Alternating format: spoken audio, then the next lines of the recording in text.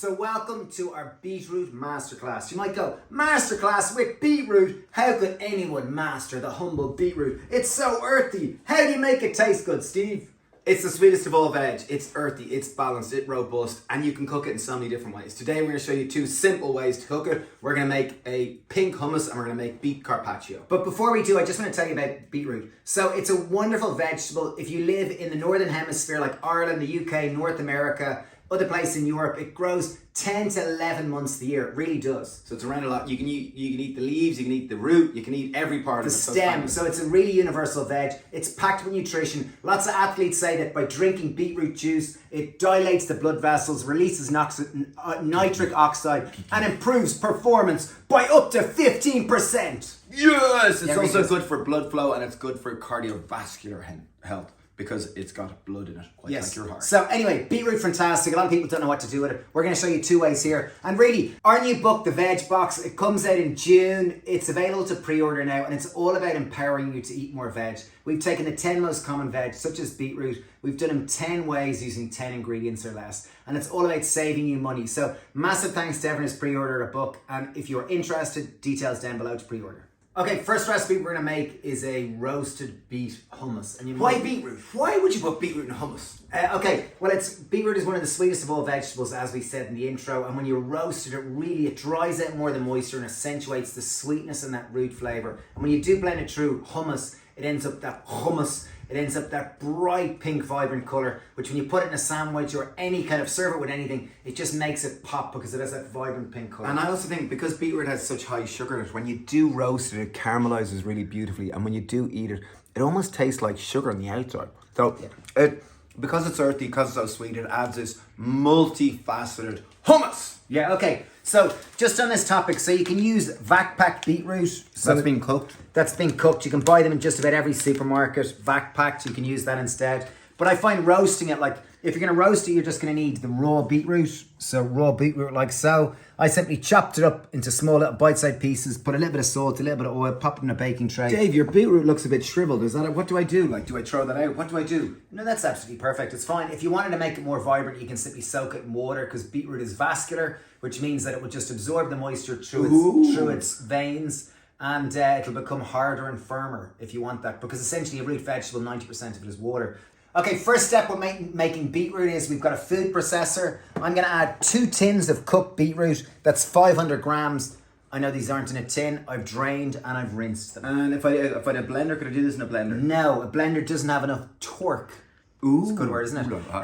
Food processor, it's got a wider blade, it's got a stronger blade, and it'll make much nicer hummus. A blender won't, it'll just frustrate you and make you frustrated. So if you don't have a food processor, call into your neighbour and borrow it. In on top of that, I'm going to add 100 grams of our roasted beetroot. I've got tahini, which is pretty much just ground up sesame seed paste. It is delicious. I'm going to go with 3 tablespoons. Tahini is something that people like love or don't love. I love it. Some people don't like the texture because it sticks to the top of the mouth. I love it a lot. Mm-hmm.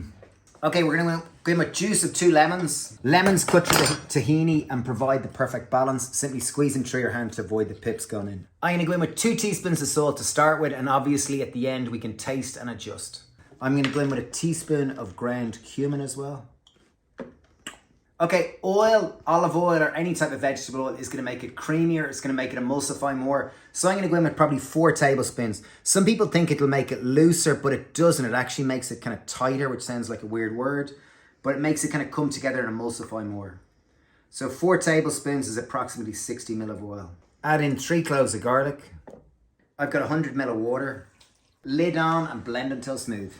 Okay, with hummus, one of the most important steps is to season as you go. So you're trying to find balance between the main flavors. So you have salt, you have lemon, you have cumin, you have garlic, and tahini. Tahini will impact on texture. Olive oil will give you a creamier texture. So when I taste it here, I'm trying to find that perfect balance. So first thing I look for is texture.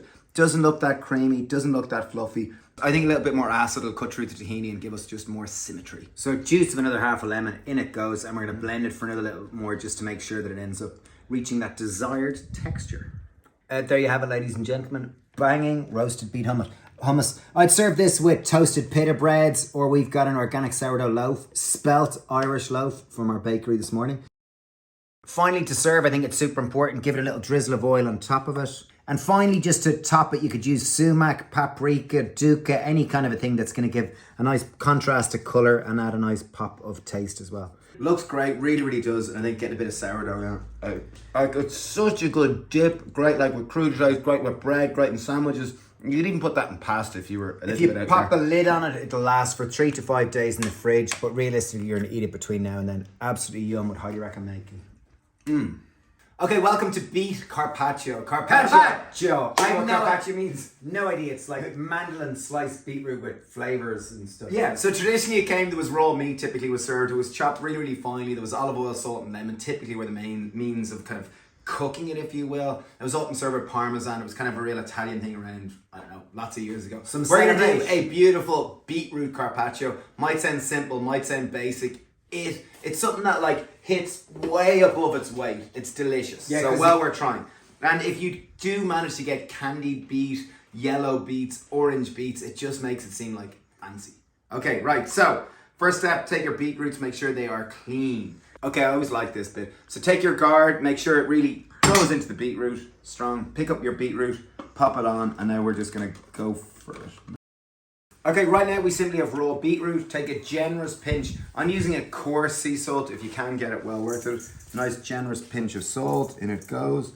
We're going to take a nice glug of oil, typically around a tablespoon. And take a tablespoon of balsamic vinegar. Thank you, David. Take 2 clean hands. Important step. Make sure they're clean and get in there. So we're trying to massage it, really permeate the skin. Get that salt in there. Get that acid in there. It'll start to break it down. I've got juice of half a lemon. I'm just going to squeeze that in to add a nice bang of acid and accentuate more of the flavours. Okay, get a nice plate and we're going to map out our beetroot before we do our dressing. While Steve's doing that, I just want to say thanks to everyone who's pre-ordering a new book. It's called the Veg Box. It's out in June. We've taken the 10 most popular veg, beetroot being one of them. All the recipes have 10 ingredients with 10 ways. So 10 vegetables, 10 ways using 10 ingredients or less. And it's all about teaching you how to use veg more so you waste less, because on average people waste 30% of all the veg they buy. It's class. We would be delighted if you would support us and pre-order the book. And in the beetroot chapter, we've got beetroot cakes and beetroot muffins and yeah, really, really good. Okay, 2 more parts of our carpaccio. So we've our basic beetroot and it is lovely. It's very simple on its own. However, we want to show you how to take this to the next level. So I've got 1 tablespoon of tahini, in it goes. We go with 2 tablespoons of olive oil, 1.5 tablespoons of white wine vinegar, tablespoon of maple syrup, about half a tablespoon of mustard. Just pop in a pinch of salt, take our whisk and give it a nice whisk. So this is the basics of a 3-2-1 vinaigrette. So 3 part oil, 2 part acid, 1 part sweet. And I'm using tahini. So the emulsifier is the mustard. And also the tahini is going to help provide a more creamy backdrop for it. Okay, so take our creamy little thing and we're going to drizzle it over across the top. Just less is more with this. And final step. Oh, take a small little pestle and mortar like this one. I have some roasted nuts. I've gone with cashew nuts. Go with whatever you like. So a handful of roasted nuts of choice. Handful of roasted nuts. Pinch of salt. In it goes. Take the pestle and just bash away. Not too much because you want texture. So you don't want too much texture. Take it and then we're going to just drizzle it over the top. So this is going to provide texture. Okay, finally, last thing to do is to taste your a little bit more of that beet dressing. carpaccio. Okay, I haven't really tasted this. I'm not as sophisticated as Stephen, so Oh, Steve, but for beet, just It raw is very beetroot, like for something that literally takes 5 minutes. Well, that dressing is so tasty to make anything taste good. So, ladies and gentlemen, there you have it. Our beetroot masterclass. The idea is to empower you to be able to use beetroot more, because beetroot is such a good vegetable.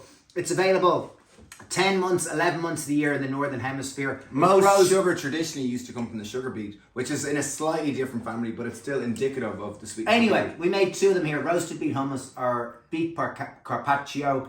In our new book, The Veg Box, we've got 10 fantastic beetroot recipes with 10 ingredients or less. And the goal of the book is to show you like that not only are vegetables so important to eat for your own health, they are so tasty, they are so cheap. We guarantee you, if you use this book, the book will pay for itself in less than a month with the savings due to the lack of waste. Woo! What a promise. Anyway, Yes! Link down below to pre-order. Thank you for watching this. Thank you for subscribing. And if you enjoyed this one, we've done a masterclass now on leek, on carrot, and aubergine as well. So this is our 4th one. So yeah, massive shout out to you. And as I said, thanks to everybody who's pre-ordered our book. Cheers.